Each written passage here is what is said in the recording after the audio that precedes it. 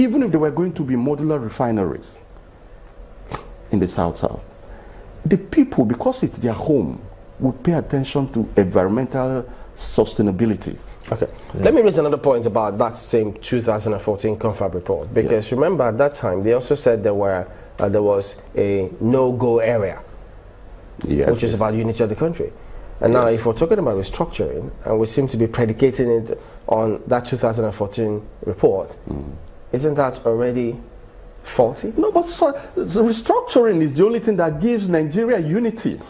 Without restructuring is dismemberment. What is restructuring? What does it mean to you? Good. Restructuring is, Nigeria today, you have a unitary country called the federal state, where the federal government collects all the resources of the country and shares it based on certain parameter that is determined by a commission called, what do you call it, Federal Revenue Mobilization and Commission, whatever, you understand?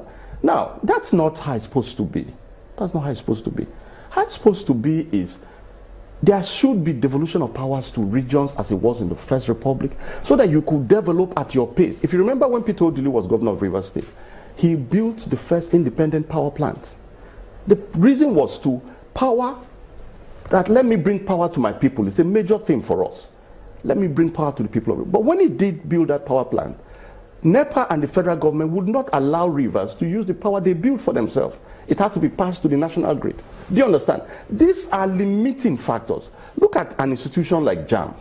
You regulate admissions by quota and all. These things cannot work. There are several other ways you can deal with it. One of these ways, if the National Assembly, or if we say, okay, look, since a lot of people have different views about what restructuring is and what it means to them, now the National Assembly is going about amending the Constitution, what if they look at some of these clauses and say, okay, you know what? Let's test it here and see. I do not agree with what the National Assembly is doing. In fact, why not? In fact, I am talking about suing them for some of those laws, because for the Constitution to be reviewed completely as it is, as we are today, there's supposed to be a referendum on, or it's something like a referendum on all the different things that they have reviewed on the Constitution. Who will initiate this referendum? That's the thing. The government is supposed to. They're supposed to, because they're supposed to go around all the states of the federation, and the houses of the assembly of all the different states are supposed to vote on the things they've agreed. But now the National Assembly... They've done it before. No, the National Assembly itself just takes one of the laws, does modifications to it according to their whims and caprices, sends it to the president to sign into law. It becomes a new... So they are trying to modify the Constitution internally by themselves. And in their own favor? Is that what you're saying? That's what I'm seeing them do. And a lot of those things that they... Are you talking about bills or amending the Constitution, because it requires the houses of assembly in all the states?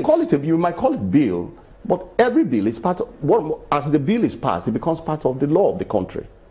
No, but if it has to do with amending the Constitution, yes, I think they say the requirement is that the states' houses of assembly must approve. Exactly, that's what I'm saying. But the way they are going about it now, taking the bills, I mean the laws or the bills piecemeal one by one and dealing with them, they are in a way behind, more or less, they are at the back door trying to sort out what they are supposed to do. Okay, which is what you think? Yeah, that's what I think. So, but what I am looking at for restructuring that we're talking about is that we should, the Constitutional Conference report, if you remember, the Constitution was a constitution that the military gave us. It was not really even the report of the Constitutional Conference that proposed it. The military took what the Constitutional Conference proposed and modified it. I'm trying to squeeze in a lot of things before you go. Okay, but so the point I'm trying to get here is the 2014 Constitutional Conference had representatives of the people who came together. They quarreled, they argued, but they had to come to some consensus, and those are the hard decisions we need to take. Is that why there's a delay? Is that why there's a delay in implementing this 2014 Constitutional Conference? Yes, because see, different regions, take like South wanted 50% at least, okay, but the Constitutional Conference, after so much, I think they kept them at the same 13%. Or maybe we moved them further, out a bit, but that was that. They were not happy with it. The North also wanted other things, like Kumasi was saying that we don't accept this, but this and that and that. So, if you are going to move forward, really, if you want Nigeria to remain united and move forward, it's good for the people to discuss, but you can't keep having discussions every year, discussion every new term, another discussion. We've had so many since 19 48 or so. We've had so many. You don't support another confab? I believe that we've discussed everything we need to discuss. It's just for us to come together, look at the problems we have, and agree.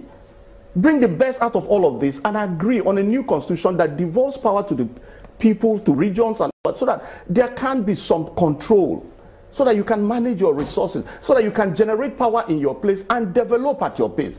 Look, take like the Northeast. The Northeast have been considering themselves educational disadvantage for over 50 years. Why should you be experiencing disadvantage for 50 years? And then you keep collecting money because you call yourself educational disadvantage. While the people that need money like the South, they are poor people all over the country. All right, good place to anchor, Mr. Emmanuel Mok of the National Transformation Party. But we'll see if this becomes an issue for 2019 elections, now that lots of people seem to be focusing on that. I know Mapo doesn't like us going too far. Stay with where we are. But we thank you for coming on this morning all the same.